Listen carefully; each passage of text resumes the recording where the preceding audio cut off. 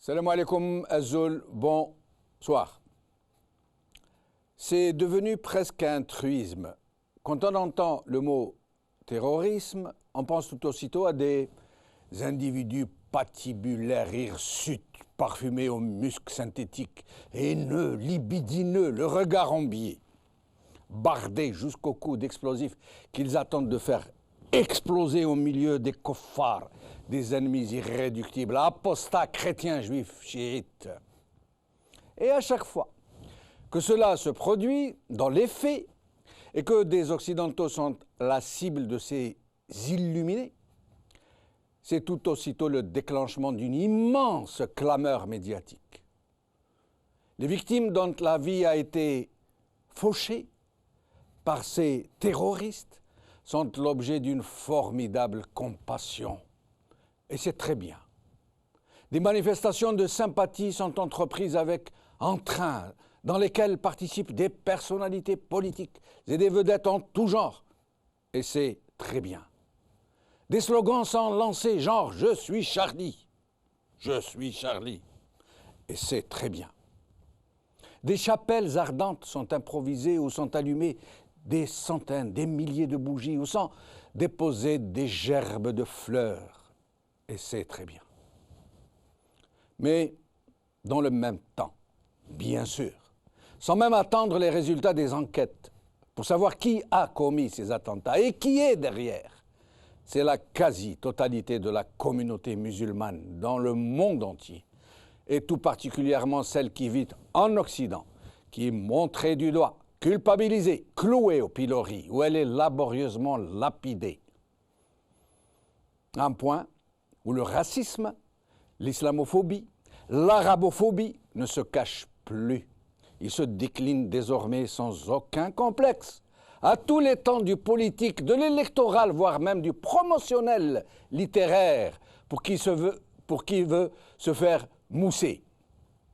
Ce n'est pas pour rien d'ailleurs que l'islamophobie est devenue un créneau vendeur. On voit s'y bousculer toutes sortes d'écrivaillons en rade, de gribouilleurs, de pseudo-cinéastes qui crèvent tous les plafonds de la renommée, juste parce qu'ils ont su investir cette formidable aubaine qu'est l'islamophobie déclarée, assumée.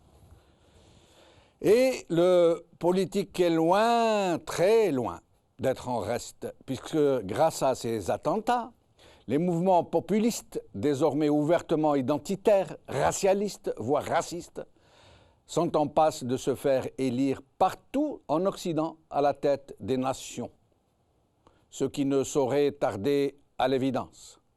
Ces crimes commis contre des innocents doivent néanmoins continuer d'être condamnés sans aucune réserve. Et c'est très bien, même si nous ne savons pas encore ni leur vrai commanditaire, ni leur vraie motivation. Mais là où se situe le gros problème, l'injustice hurlante, et que tout le monde semble perdre de vue, que les principales et les massives victimes de ce terrorisme qui se commet au nom de l'islam sont les musulmans eux-mêmes. Et si je pouvais oser un chiffre sans risquer de me tromper, je dirais que le nombre des victimes musulmanes du terrorisme imputé à l'islamisme est d'au moins 99%. Oui, vous avez bien entendu. 99% pour rester modéré. Et je ne prends pas en compte les dégâts collatéraux, les drames indicibles qui découlent de ces attentats, qui brisent des vies, qui détricotent des destins, qui déplacent des populations, qui provoquent des bouleversements sociétaux dans des sociétés qui ont perdu le goût de vivre, de jouir de la quiétude des jours dans l'incertitude des lendemains. Partout, dans le monde musulman, partout. Ce terrorisme a fait couler des fleuves de sang. Partout, il a permis à des forces noires de se servir de ces tragiques événements pour subtiliser la souveraineté des peuples, pour pouvoir les opprimer encore plus qu'ils ne l'étaient. Partout, ce terrorisme a servi de bien opportun prétexte à des soudards brutaux de sauver, comme ils disent, des vertus républicaines et laïques qui se cachent derrière des enjeux autrement plus sordides. Des musulmans ont été broyés, hachés menus, dans le vrai sens de ces mots. Des millions parmi eux ont péri dans des conditions atroces, abominables, d'une cruauté extrême, mais sans soulever autrement plus d'indignation, encore moins de compassion que celle que suscitent les campagnes de Brigitte Bardot contre les génocides des moutons de l'Aïd. Mais ce terrorisme contre les musulmans n'est pas le fait des seuls islamistes illuminés, puisque la communauté musulmane s'est régulièrement faite massacrer depuis la nuit des temps, ou pour rester plus mesuré, depuis les croisades, sans provoquer plus de chahut que ça. Ça s'est toujours passé dans la joie et la bonne humeur. En Palestine, cela fait des décennies que tout un peuple est déchiqueté après avoir dépossédé, jeté sur les routes de l'exil, en plus d'avoir été étiqueté par son propre bourreau de peuple terroriste, juste parce que sa terre lui a été volée et qu'il a osé lancer des pétards contre celui qui lui vole sa terre et qui l'enferme dans une prison à ciel ouvert où il lance régulièrement contre lui des missiles de fer et de feu et de composants chimiques aux effets ravageurs. En Irak, depuis l'embargo de Bush père qui a fait des centaines de milliers de morts parmi les enfants, pour ne parler que d'eux. Le terrorisme et des conflits sunnites chiites font des ravages parmi les populations civiles. L'arrivée de Daesh a sauvé le régime de Bachar al-Assad. Et les deux, soudés comme jamais, fortement aidés par des puissances étrangères, ont réduit ce pays en cendres. En Birmanie, au pays d'un prix Nobel de la paix, et région du Dalai Lama, se commet depuis des décennies un génocide. Génocide dans sa signification la plus vraie des musulmans de ce pays. Et ce n'est là qu'un bien maigre aperçu des carnages massifs que subissent les musulmans. Pourtant, de compassion proportionnelle à la tragédie, point. Comme s'il était dans l'ordre des choses que les muses, comme on dit, se fassent massacrer. Comme si c'était inscrit dans leur façon de vivre et de mourir. Hier, deux attentats, somme toute ordinaires, j'allais dire, l'un en Irak et l'autre au Pakistan, ont provoqué la mort de 120 personnes. 120. Et des dizaines de blessés graves dont nombreux vont décéder dans les heures qui suivent, à Dieu ne plaise. Eh bien, croyez-moi, c'est comme si de rien n'était. C'est comme si rien ne s'était passé. Que ce soit en Occident ou même dans les pays musulmans eux-mêmes. Oui, même les musulmans ne donnent plus cher de leur vie. Comme s'ils avaient, eux aussi, accepté l'idée désormais acquise qu'ils ne valent rien. Peut-être même pas l'explosif qui les a dispersés. Aujourd'hui. Le Monde, l'EI, l'État islamique revendique un attentat contre la communauté soufie au Pakistan par Julien Buissou. Le Figaro, Birmanie, l'ONU alerte sur un nettoyage ethnique des Rohingyas par Le Figaro. Le Monde, un attentat à la voiture piégée fait au moins 52 morts à Bagdad par Le Monde. Terrorisme, compassion à deux vitesses, c'est le titre de notre émission d'aujourd'hui. Et j'ai le plaisir donc pour en parler de recevoir, je donne la liste par ordre alphabétique comme d'habitude, Saïd Aknin, militant pour la démocratie. Merci Saïd d'être avec nous. Merci de m'avoir invité, Jamaldine. Merci. Ensuite, alors, professeur Nordin Naoussat, conférencier et imam en banlieue sud de Paris. Merci Nordin Naoussat d'être avec nous. Merci pour votre invitation. Merci. Et depuis le Canada, depuis le Québec plus exactement, Adel Jabbar, citoyen canadien à la retraite. Merci Adel Jabbar d'être avec nous. Merci aussi pour votre invitation. Alors, je vais commencer les questions par ordre alphabétique aussi. Donc c'est D'abord, un commentaire sur ces 2 attentats qui viennent de se produire. Énième attentat, il y en a tous les jours. C'est tragique ce qui se passe, le fait qu'il y ait perte de vie humaine. Être humain, c'est d'être touché, quelle que soit la couleur, quelle que soit la religion, quelle que soit l'appartenance ethnique. Mais je pense qu'à certains moments, il est d'une lucidité clairvoyante de se poser la question à qui profiteraient tous ces crimes. Non, mais avant d'en arriver là, moi, ce que j'aimerais d'abord que vous fixiez, que vous nous expliquiez, ou que vous tentiez de nous expliquer, c'est pourquoi cette compassion à 2 vitesses. Pourquoi, par exemple, c'est très simple, hein, quand il y a eu un attentat contre Charlie, vous prenez par exemple les journaux d'Algérie, du Maroc, de Tunisie, de Syrie, un peu partout, tout le monde en a abondamment parlé, en manchette, à la une. C'est tout à fait normal, c'est très méritoire. Mais pourquoi, dans 2 attentats qui ont coûté 120 morts, il n'y a rien? Il n'y a quasiment rien dans les journaux, presque rien. Je ne parle pas des journaux occidentaux qui, en tant soit peu, traitaient donc de l'actualité. Mais dans les journaux, y compris des pays musulmans, on n'en fait pas cas. Oui, pas simplement sur le plan médiatique, le traitement, mais aussi sur le plan de mobilisation sociale. Du ressenti. Du ressenti, sur aussi le plan de mobilisation citoyenne, si j'ose dire.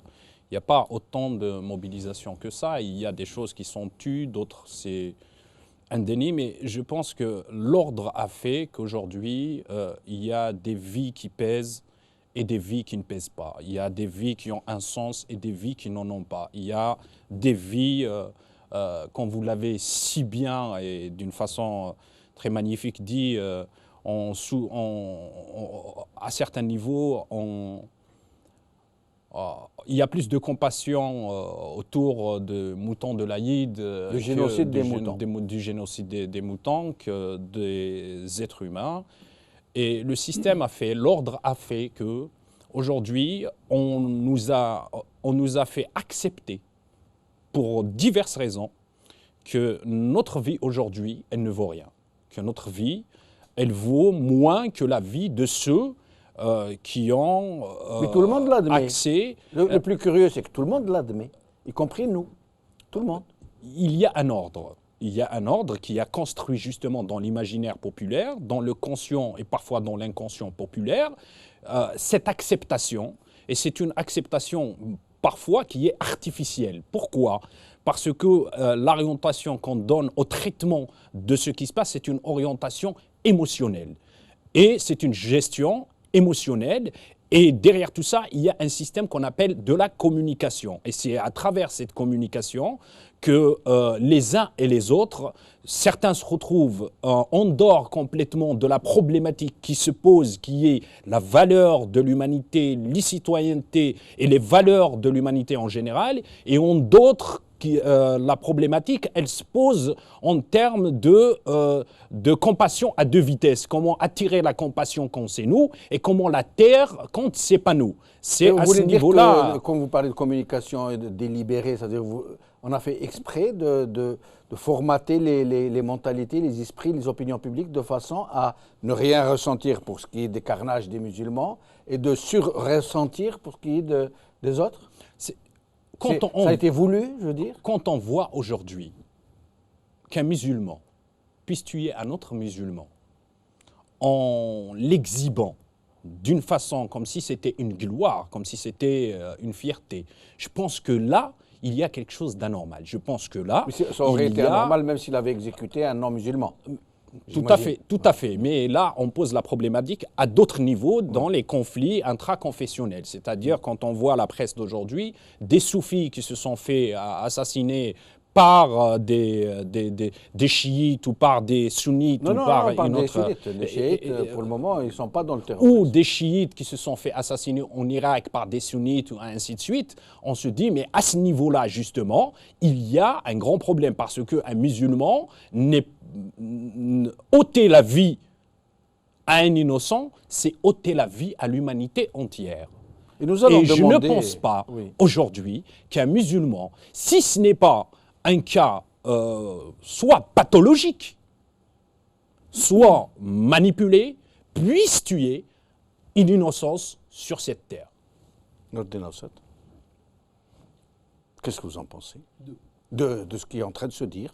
Écoutez, là, au niveau de la compassion, il est certain que là, il y a une perte de valeur, il y a une perte d'enseignement.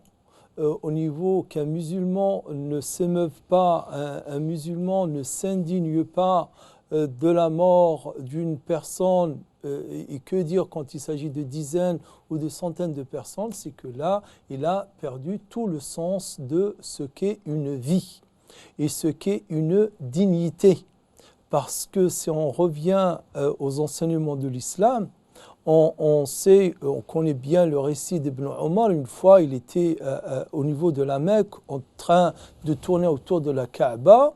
Il a regardé la Kaaba. Qui au juste? Ibn Omar, le fils de Omar ibn Khattab. Donc c'est un récit très connu, très célèbre, authentique, avéré, bien entendu. Donc il a regardé la Kaaba, il a dit est-ce que tu es digne? Qu'est-ce que tu es digne? Parce que la Kaaba, elle est digne quand même. Oui. C'est la maison d'Allah, hein, donc un lieu sacré. Qu'est-ce que tu es digne? Et qu'est-ce que tu es grandiose? Mais la dignité du musulman est encore plus importante que ta dignité. Donc là, on est totalement dans l'inverse. Je suis sûr que si on dit qu'il y a un incendie ou un petit pétard qui a éclaté dans la Kaaba, c'est tout le monde musulman qui va... Ah oui, c'est l'indignation totale. Et si encore on attribue cela à je ne sais qui, donc ça va être certainement des émeutes partout dans le monde musulman. Mais que des hommes, que des humains meurent par centaines, on ne s'indigne pas. C'est que là, on n'a rien compris de cette religion. Parce que la mosquée, elle n'est pas plus sacrée que la vie d'un musulman. Et ça, c'est qui le dit? C'est un compagnon du prophète. Et cet enseignement, il ne l'est appris que chez le prophète. Mais justement, au sujet de cette compréhension de l'islam et de sa manipulation à des fins quasiment incompréhensibles, plus personne ne comprend ce qui se passe. Cette personne qui se barde d'explosifs et qui se fait exploser, elle meurt elle-même, hein, elle n'appuie pas sur un bouton de loin. Qu'est-ce qui la motive? Est-ce que c'est la haine de l'autre? Est-ce que c'est par désespoir parce que leur vie est ratée? Est-ce que, comme ils disent, parce qu'ils pensent que dès qu'il appuie sur le bouton, il va se retrouver au milieu des belles vierges qui l'attendent au paradis? Ça c'est une image malheureusement caricaturale qu'on donne de ça. Ce n'est pas le désespoir, mais c'est un problème au niveau du mental. Quand on dit à cette personne-là que ce qu'il fait, c'est un sacrifice, c'est un don de soi, c'est un don de soi, c'est un sacrifice de soi pour une cause qui est noble. Pour une cause qui est noble. Si on le fait comprendre cela, on le convainc que c'est le cas, et après, par une pirouette des récits qui ressembleraient de loin à des cas similaires, on lui dit attention, qu'on ne te trompe pas, c'est des gens-là qui te disent non, c'est haram, non, c'est pas permis, non, c'est un suicide. Ce sont des lâches, la preuve, c'est qu'ils sont des suppôts des États-Unis, ils sont les suppôts de ceci et de cela. Quand on bourre le crâne à une personne de cette façon, et puis on lui montre, regarde, l'Occident, lui, tue par milliers en Irak, en Afghanistan, au Yémen, les Russes en Syrie, etc. Et toi, qu'est-ce que tu vas faire? Tu vas tuer quelques dizaines.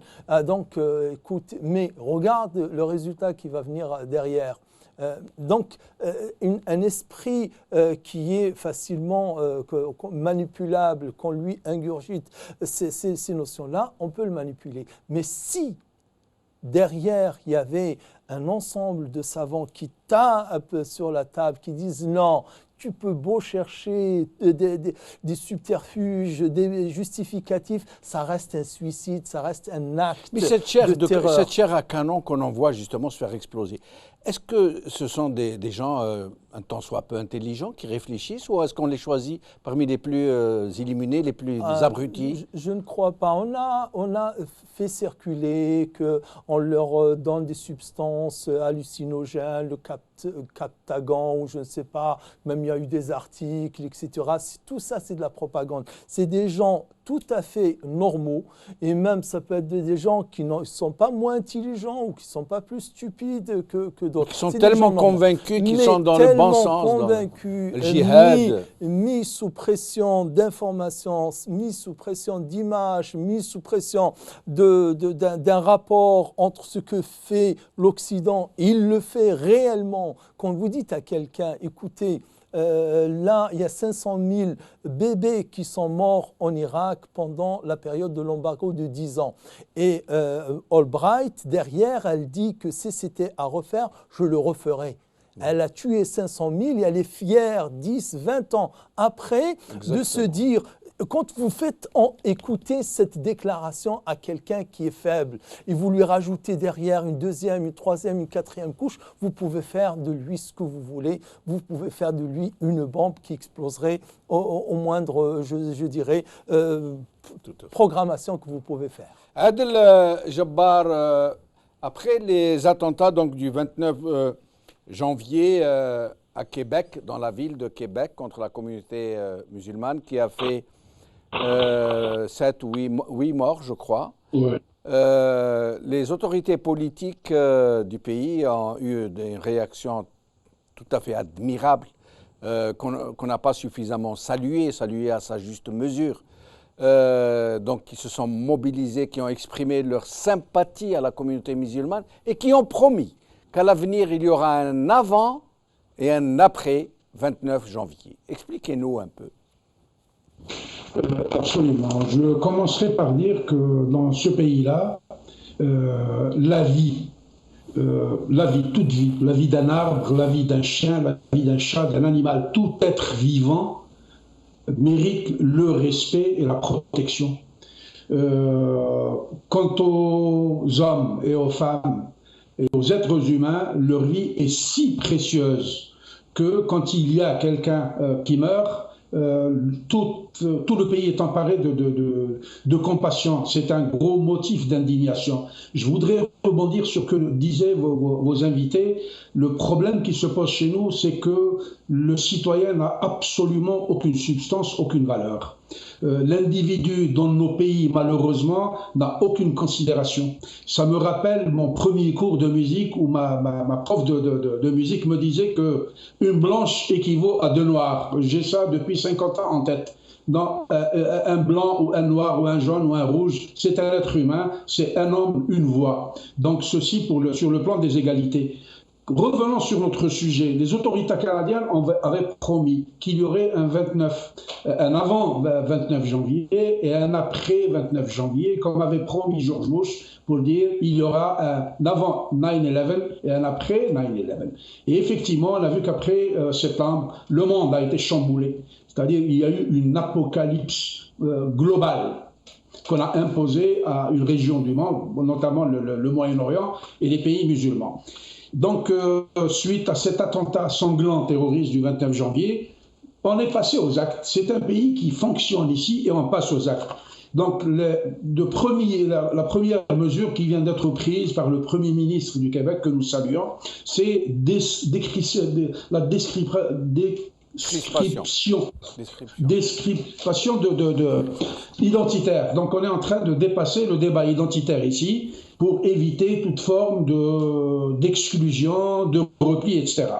Donc le Premier ministre vient de décider qu'il serait très important qu'on dépasse cette question de signes religieux ou de signes ostentatoires. À l'époque, il était pas interdit, mais pas aimé aussi par les gens, parce que c'est un pays laïque, de voir des gens avec des kippas ou avec des hijabs, etc.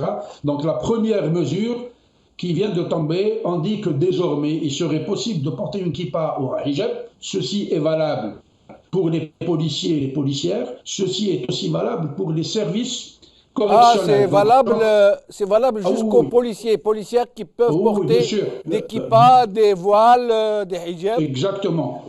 Voilà. Donc, un peu plus que ça encore, il rajoute qu'il n'est pas utile d'interdire les signes religieux aux personnes en position d'autorité, notamment les juges, les policiers. Tous ceux qui ont un poste d'autorité, ils sont libres de se vêtir comme ils veulent. Donc on est loin des caricatures et des visions. Et la réaction de la société canadienne à ces mesures très osées, il faut dire, hein, pour pouvoir autoriser jusqu'à un magistrat d'afficher sa foi, d'afficher ses convictions religieuses pendant l'exercice de ses fonctions, c'est pour le moins impressionnant. Et la réaction de la société. La société, elle suit. C'est une société qui est intelligente, elle est démocratique, elle est ouverte, elle est humaine.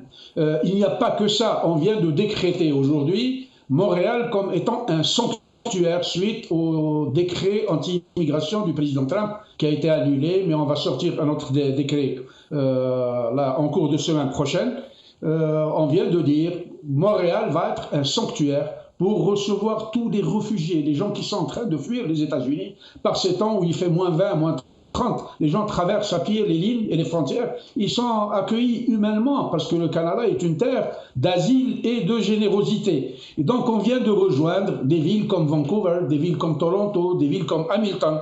Je vais encore vous rafraîchir la mémoire de ces gens-là qui sont dans le déni de l'existence de l'humanité. Dans les années 60, à l'époque où il y avait la guerre du Vietnam, il y a eu beaucoup d'Américains qui ont fui les États-Unis d'Amérique et qui sont venus s'installer ici à Montréal. Montréal était une terre d'accueil et une terre de... C'était un sanctuaire. Pour les objecteurs de conscience. Pour les Américains.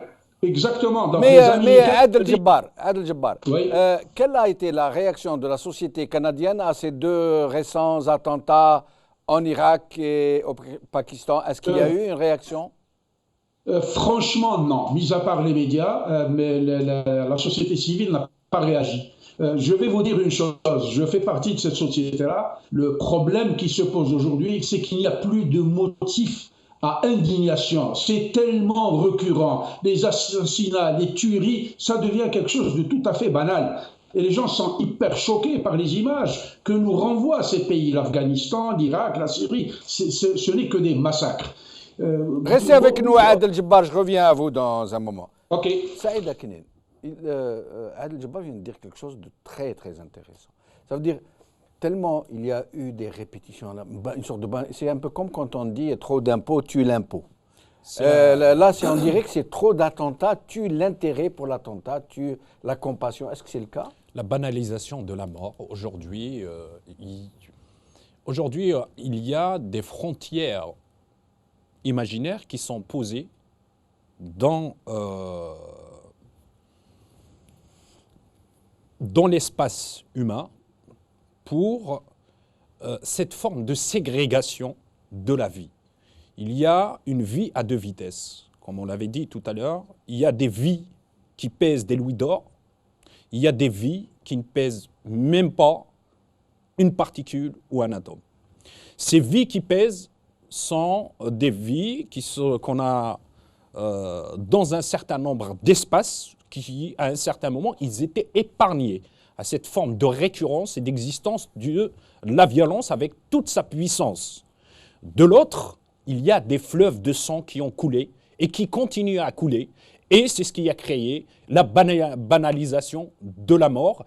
Et c'est comme si... Un peu comme si c'est normal qu'ils meurent, ils sont toujours morts de cette façon, violente, ils ont toujours été broyés, il n'y a rien de nouveau à l'Ouest. Je pense que le monde tel qu'il fonctionne aujourd'hui, il serait plus indigné à ce qu'il n'y ait pas de mort que s'il y ait la mort. Et à ce niveau, justement, c'est la valeur vie dont qu'il faut interroger. Pourquoi qu'on est arrivé à cette situation? Pourquoi cette vie, elle ne vaut absolument rien, y compris par ceux qui sont touchés?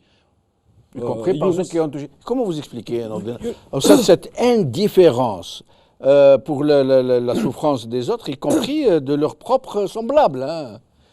Moi, je vais vous dire, en fait, moi, c'est un sujet qui me préoccupe depuis très longtemps. Je lis énormément en français, en arabe et même en anglais quand je ne trouve pas pour déchiffrer sur ce sujet.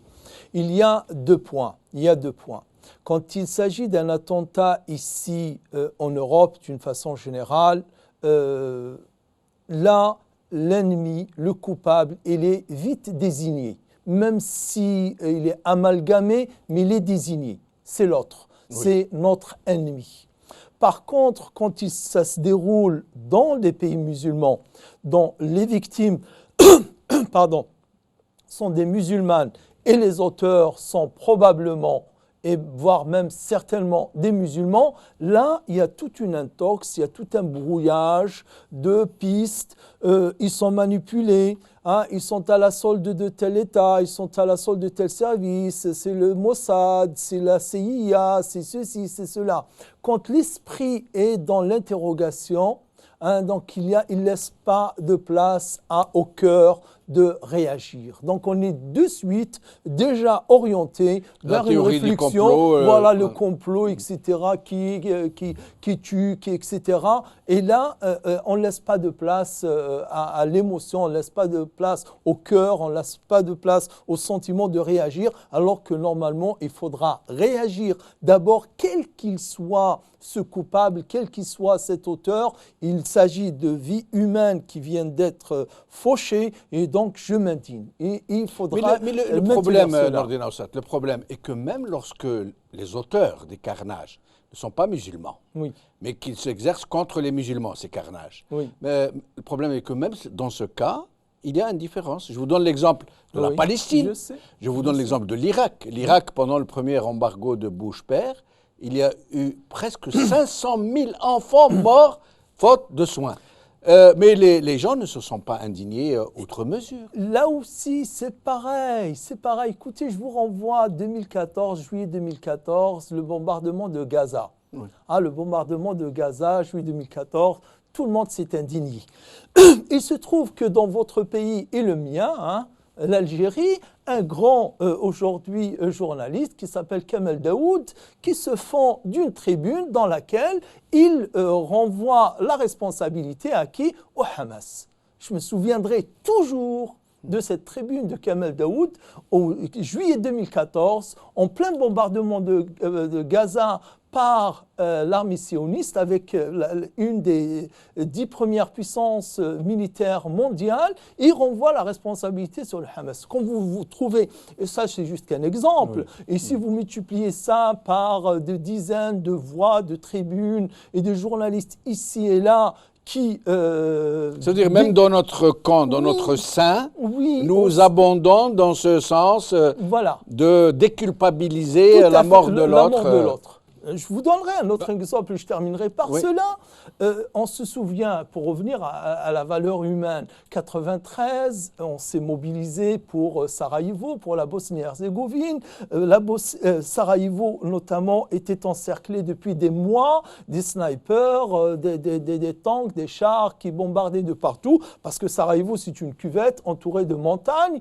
Et de quoi on parle en France? Du zoo de Sarajevo. Est-ce que les animaux qui étaient menacés. Et les alors animaux que toute la population, tous les Sarajévains étaient menacés de mort et mouraient par milliers. On se souvient de la bombe au marché, d'ailleurs, qui a ému tout le monde, et les dizaines de morts. Mais ici, en France notamment, on va s'indigner sur le zoo de Sarajevo. Je m'en rappelle très bien. Voilà, donc un exemple. Saïd Aknin, j'ai l'impression, c'est de par la façon que ce soit nous réagissons à un certain nombre d'événements dont nous sommes frappés dans la chair de notre chair, de la façon aussi dont sont traités par les médias, il y a comme s'il y a ceux qui ont le droit à la vie et ceux qui ont le droit à la mort. Ceux qui ont le droit à la vie, c'est ceux aujourd'hui qui vivent selon leur notion de la vie. Et d'ailleurs qui est corrélé à profiter de la vie. Or que de l'autre côté, on parle plus de savourer les instants, de savourer la vie, et le me profit renvoie plus à une certaine forme de gestion d'entreprise pour dégager des plus-values et pour dégager du profit. Et là, on est tous interpellés de la façon dont nous avons le devoir d'interpeller la lucidité. Pourquoi la lucidité? De l'autre côté, on dit s'il y a des morts, c'est comme s'il y a une guerre fratricide. C'est les chiites contre les sunnites. Oui. Ce sont des frères à la base. Mais les qui sont contre les soufis. C'est les sunnites contre les soufis. Et là, c'est le système. J'ai la conviction que le système, et d'ailleurs, dans tous les pays aujourd'hui où il y a carnage, où il y a conflit fratricide. Ce sont tous des pays des anciennes colonies. Cite-en-moi aujourd'hui un seul pays qui n'a pas été colonisé. Parce que tout simplement, ils étaient tous des colonies. Il y en a pas. La raison, c'est qu'à un certain moment, le système, et ça c'est une conviction, on va me dire, mais ramène-nous des preuves. C'est à chaque fois, je ne suis pas partisan de la théorie du complot, mais je suis partisan de cette force noire qui est là en train d'agir, qui manipule quelque part, il n'y a pas de doute là-dessus. Qui manipule quelque part et qui fait des et qui n'est pas sorti comme ça de. Cette histoire, toutes les divergences, toutes les comment dirais-je, tout ce qui est censé être les richesses du peuple est transformé en conflit, en violence entre les peuples. Tout ce qui est richesse identitaire, plusieurs identités, que ce soit religieuse, que ce soit ethnique, dans un pays, on a fait un terreau fertile à la segmentarisation dans la société, justement, et c'est par là que la reconquête coloniale intervient, et c'est l'image qui change. Mais pourquoi quand un homme ou une femme originaire de ces pays du Sud est victime, mais dans un pays occidental, d'une façon ou d'une autre, victime à des degrés divers, par exemple l'affaire Théo, qui a été victime de viol de la part de policiers, ou du moins de maltraitance. Pourquoi, dans ce cas, pèse-t-il? Pourquoi a-t-il de la valeur? Pourquoi s'indigne-t-on de ce qui lui a été fait et que le considère-t-on comme un être humain à part entière? Est-ce juste parce qu'il vit ici, parce qu'il est là, qu'il fait partie de cette société, même s'il est un peu déclassé par ailleurs? C'est à deux niveaux. Même s'il y a réaction, mais c'est une réaction. Mais il y a réaction quand même. On ne l'ignore pas comme si cela lui était arrivé ailleurs. Exactement, mais effectivement, il y a d'abord certains facteurs de ressemblance par rapport aux autres. C'est l'exclusion, c'est des facteurs purement sociaux et non pas identitaires. C'est en fait la convergence, elle trouve les liens et les liens dans les éléments sociaux et non pas dans les éléments, l'appartenance par exemple géographique. Il est de banlieue et par conséquent, celui-ci est mécanique. C'est une forme de solidarité mécanique. Et d'autres fois, quand elle est lucide... Ou alors ce sont les siens qui forcent l'accès à la compassion, qui forcent la société à compatir malgré J'allais elle. en venir à cette forme de compassion pour se donner bonne conscience. Nous allons rester là parce qu'il ne reste plus beaucoup de temps. Nous devons aborder un sujet très, très important. Adel Jabbar, vous pourriez nous dire encore quelques mots sur ces fameuses mesures que les autorités canadiennes sont en train de prendre en faveur des communautés, des minorités, comme on dit. Et après, juste après, il faut faire vite pour que nous puissions parler des Rohingyas, les Birmans musulmans. Non, comme je vous disais, ici c'est un pays qui est ouvert. Les politiciens, ce n'est pas des petits bricoleurs, c'est des visionnaires. C'est un pays empreint d'humanisme.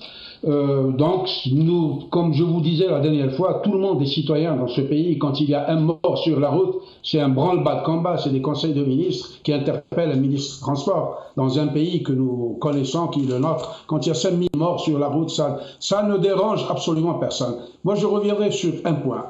Pour dire que si l'humain est considéré, il est considéré dans un état de droit, dans un état où la démocratie prévaut, dans un état où l'égalité des chances prévaut entre les citoyens. Quand on est malmené, quand on est déconsidéré, quand nous n'avons absolument aucun moyen d'être respectés chez soi. Et regardez la cohorte de nos petits jeunes qui prennent des risques inimaginables pour traverser. Ils vous disent, quand ils sont à Balbès, que de retourner chez moi en Algérie. C'est terrible. Moi, je pense que ça commence d'abord chez soi. Le respect commence chez nous, dans nos pays respectifs. Aujourd'hui, s'il y a 1 million de morts, comme il y en a eu en Irak, ça n'émeut personne. Chez nous, quelqu'un avait déclaré un jour, je suis prêt à tuer 3 millions d'Algériens. Ça n'a pas ému.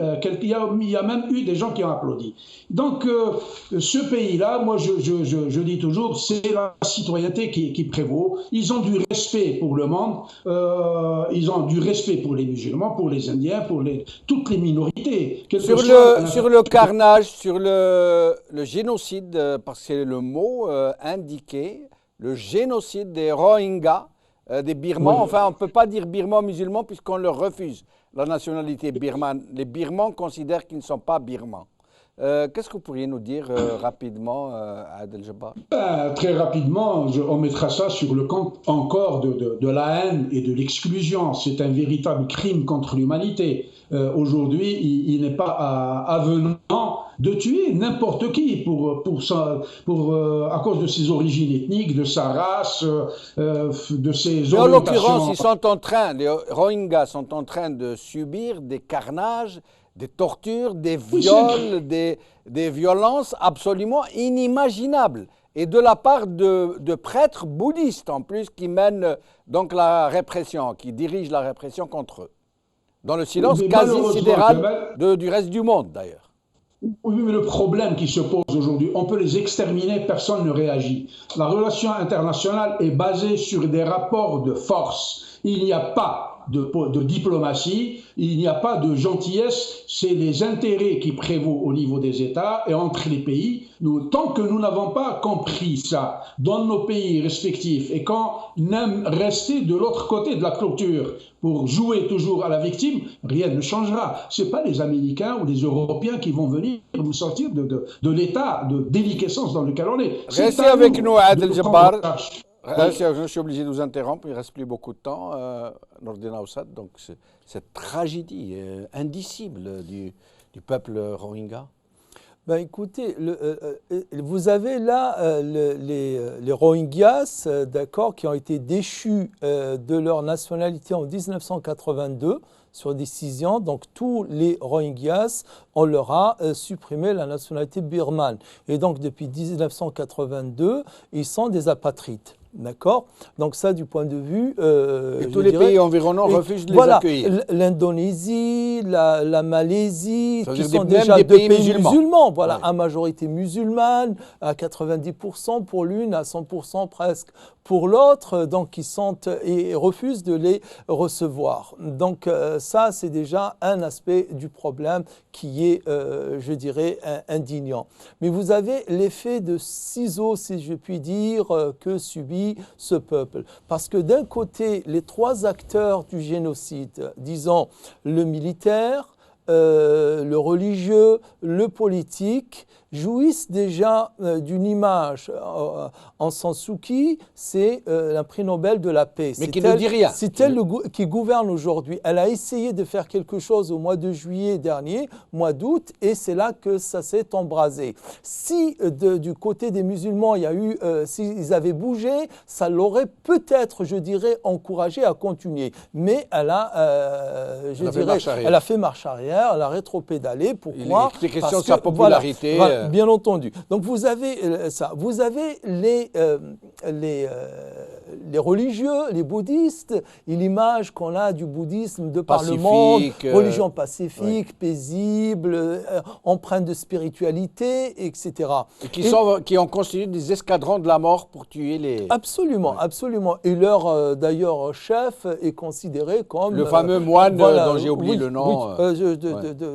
Donc ce moine-là qui dit des choses absolument abominables et qui continue quand même à jouir de cette image. Donc vous avez... Et de l'impunité. De l'impunité, bien entendu, parce qu'il est protégé par cette armée.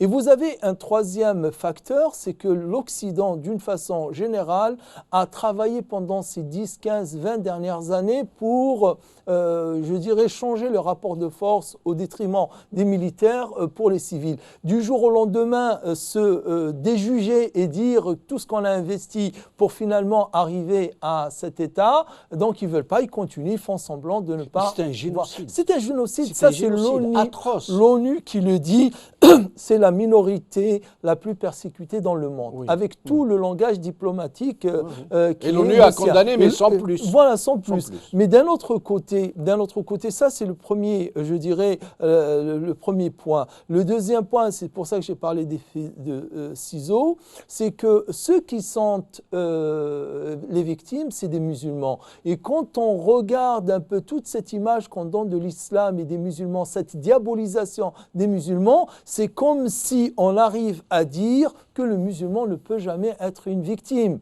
Ne peut être. Donc, il ne peut pas attirer la compassion des non-musulmans. Mais à ce point, un peuple se fait broyer, ces femmes se font violer, ces enfants se font pendre dans les branches des rues, en plein jour. Expropriés.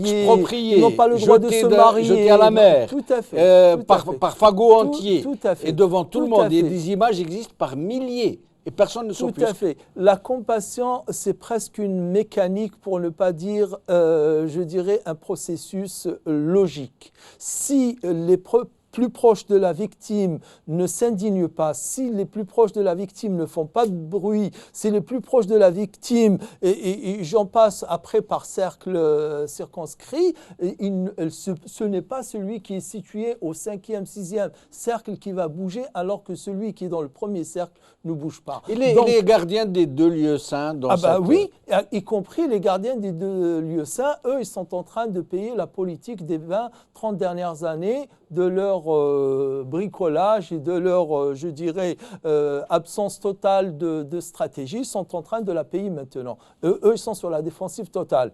Ils sont sur la défensive totale, on le voit. Et leur guerre, qui n'est pas une guerre offensive au Yémen, c'est une guerre défensive. Donc c'est parce qu'ils ont vu que le feu était arrivé jusqu'au lieu saint. Les 2 derniers mois, on a entendu des missiles qui sont tombés, des scouts qui sont tombés à Jeddah, à quelques dizaines de kilomètres de la Mecque. Ça sent le roussi pour eux. Oui, bien entendu, depuis quelques temps. Dans les brancards. Depuis quelques temps. Et donc, mais pas que aussi, vous pouvez élargir à tous les lieux saints de tout le monde musulman. Oui. Et les Rohingyas, ils vont comme ça continuer à être exterminés dans la passivité, j'allais dire dans la connivence et la complicité quasi générale? C'est d'abord un religieux ethnocide. C'est parce qu'ils sont musulmans et qu'ils appartiennent à une telle ethnie qui sont en train de se faire massacrer, violer, torturer, assassiner, brûler, enterrer vifs. Ça, c'est le premier élément. C'est bien que certain nombre d'associations et d'organisations autonomes internationales, dont Amnesty, ont mis les mots MOTS sur les mots MAUX. Mais la question que je me pose, elle est où cette communauté internationale dont on nous ressasse du matin jusqu'au soir son rôle d'intervention et ce droit d'ingérence quand les populations se font massacrer? Elle est où cette communauté internationale qui est en train d'exporter de surcroît la démocratie et avant qui avait ramené la civilisation? Elle est où l'ONU et le Conseil de sécurité de l'ONU qui ne dépêche pas des casques bleus pour un cordon humanitaire? Ils sont où ces intellectuels? Les nôtres, d'abord, c'est-à-dire ceux qui sont d'appartenance ou non d'appartenance musulmane, ou qui sont... Elle est où cette voix des humanistes aujourd'hui? Je pense que c'est la plus inaudible. Et c'est le système qui a fait en sorte aujourd'hui que les humanistes, ceux qui ont marché... Moi, j'ai marché pour Charlie. Mais mon Charlie est musulman, qui défend une église. Mon Charlie, il est chrétien, qui défend une mosquée. Mon Charlie est juif, citoyen, qui défend un musulman qui subit une injustice. Mon Charlie, il a toutes les couleurs, il a toutes les nationalités, il a toutes les identités, il a toutes les religions. Voici mon Charlie. Mais le leur, lequel? Leur Charlie. C'est le Charlie de poids, de mesure? C'est le Charlie qui s'offusque quand un chrétien se fait assassiner et qui applaudit quand un musulman se fait massacrer? C'est un Charlie qui fait une fête quand un musulman se fait violer et quand un autre, je ne qualifie même pas, ou un mouton qui s'offusque quand un mouton se fait égorger? Voici où l'humanité est arrivée. Merci. Il est temps, grandement temps, que le monde change de civilisation et c'est la civilisation humaine. Le monde de demain, il sera humain ou il ne sera pas. Merci Saïd Aknin, merci Nourdine Aoussat, merci Adel Jabbar, merci à vous, chers amis, d'avoir suivi cette émission. Bqa ala khair, bislama.